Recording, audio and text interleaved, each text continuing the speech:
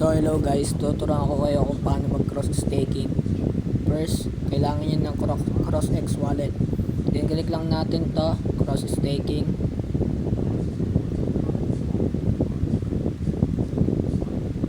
So kapag nandito tayo sa stake, then scroll down natin, then vote now.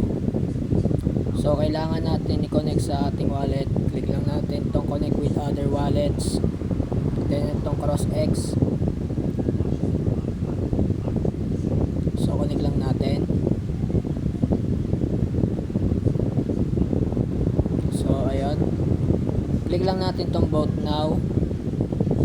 So and itong stake and vote.